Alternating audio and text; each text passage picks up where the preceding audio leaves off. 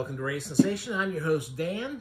And on today's episode, I am going to be looking at comics with art by the great Ken Landgraf, who I've covered several times on this channel. So hopefully you kind of know who he is by now. I'm going to start off with Ghost Agents, which is the very newest one.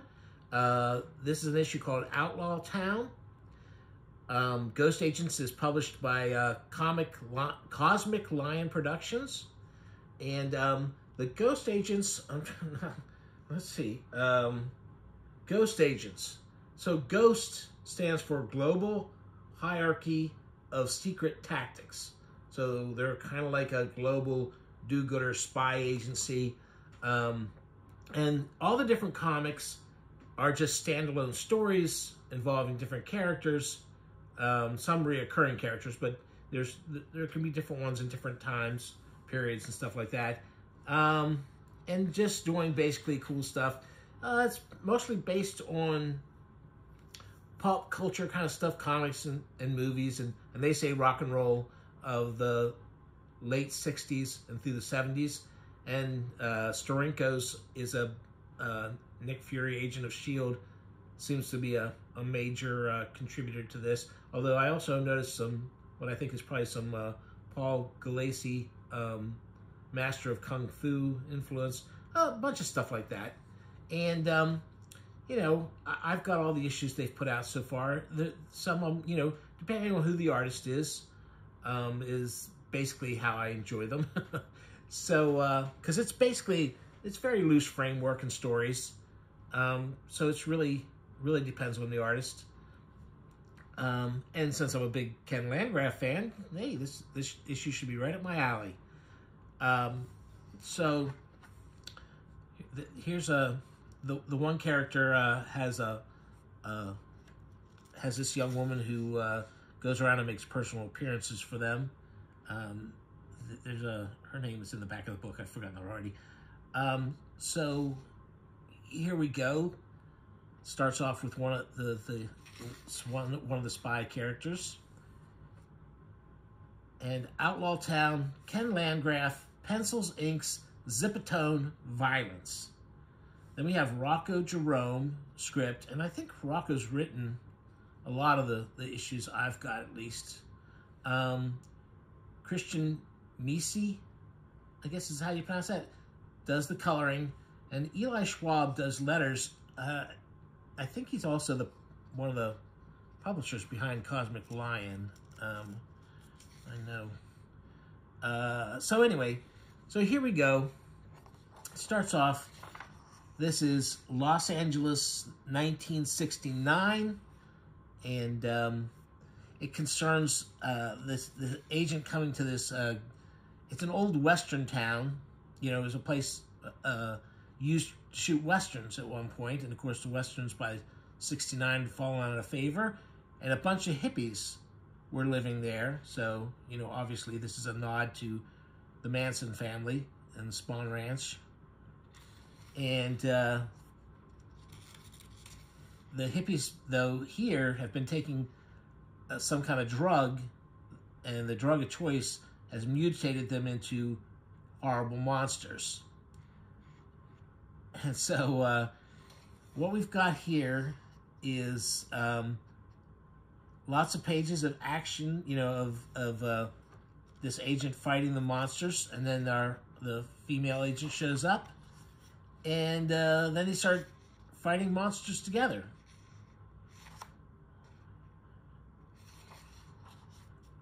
And then they have a one-page flashback to one of the Westerns shot here. This seems a little out of this. There's a little something weird going on with this picture here. It feels like this.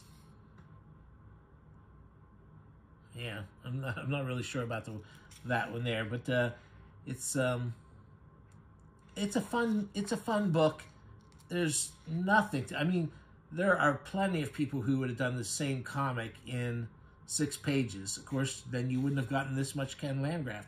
Now, all of Ken's best, you know, the stuff that has won him a real cult following, a real, you know, hardcore fan base, was all black and white stuff. And I have to say, though, that this color is works for this, because these panels really don't have as much going on in them as his classic work does. So I think the color adds to it, doesn't detract at all. I think it was probably a good choice. Like I said, it's just page after page of nothing but of killing monsters, mutated hippies. And then, here he is. Freya the Slayer is Donna Prentice.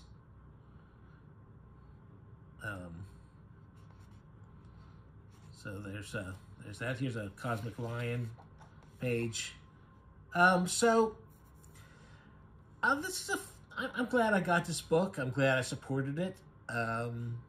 It has even less of a story going on than most of the Ghost Agent books. I will point out that another recent book that came out this year, Ghoul Butcher, which is the second book that written by Kirk Oldford that Ken Landgraf illustrated. And it is a wild, over-the-top, end-of-the-world comic. And it's a little bit closer to what Ken would usually do. And it's super gory, weird, and over the top. That's this truck stop hooker has turned into a monster and attacks this guy, and he blows somehow his gun blows the skeleton right out the back of the body. You can see the face there.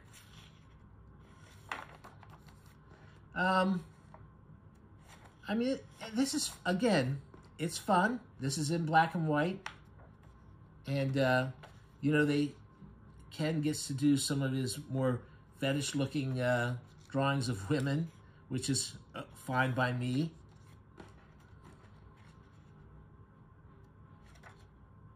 But a lot of these, you know, a lot of these panels don't flow together. Like, you know, even this, here's this monster truck thing. At least it's got a couple of pages devoted to the monster truck.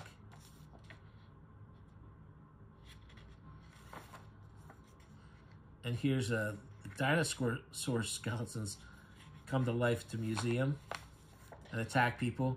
So again, this is fun. It's over the top. That's what's his name from F Troop, I think. And this is Kickstartered, and if you want, you can pay money to have your face put in the comic, a caricature of you. Here's these monsters for the apocalypse. Ken does some great monsters. Here's what you get for your money. There's Rocco Jerome, who wrote the Ghost Agents book, has gotten himself in there. There's the Eli Schwab too. Yeah.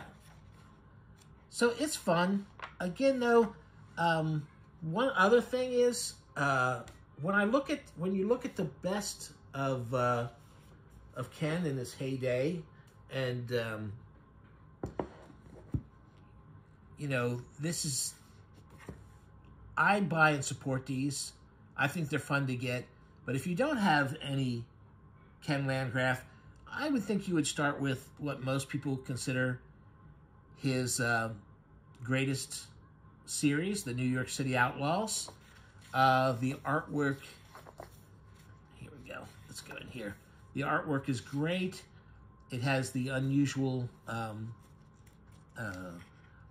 you know, it's got the funky word balloons and comments and stuff.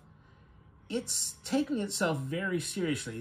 These two books know they're being tongue-in-cheek, This was trying to be a serious, a comic, not really serious, but the kind of fun that the movies were at the time. And so they try and put drama in. They try and make it, you know, it's not done tongue-in-cheek. It might come off that way because, I mean, the comic tries to be deep about drug addiction and stuff like that. And, you know, probably comes off a bit corny. That'll make you laugh probably. But this is Ken at his best.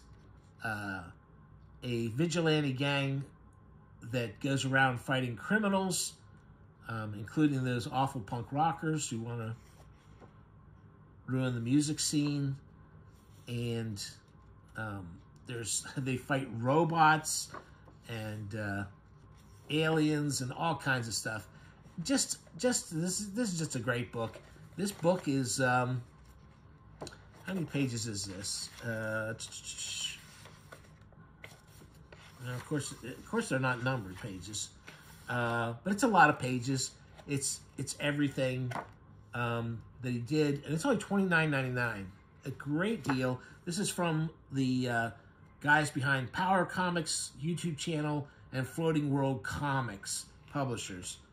It even includes some work he did with John Jacobs, which is, quite frankly, that's my personal favorite work of his. Here's some Dr. Peculiar. The Dr. Peculiar things have not been reprinted. John Jacobs has passed, and I think there's a little, you know, people aren't really sure who to get in contact with to put these out at this point. But this is my favorite of his stuff. Lots of little panels, lots of a 2-page spread with crazy. I mean, that's just a wild futuristic city. And John Jacobs' writing is just so great. It's so funny without trying to be. And there's some terrific stuff. And not only did Floating World put out the New York City Outlaws, they also published this one-shot of Apocalypse 5000. Again, you know, this early Landgraf, I think the artwork's a little better, a little more focused. And I love it. I love it all. But like I said, I'm buying all these new things too. It might not be as great as Landgraf at his best, but in its classic days, but it's a lot of fun. And there you go. That's all for now.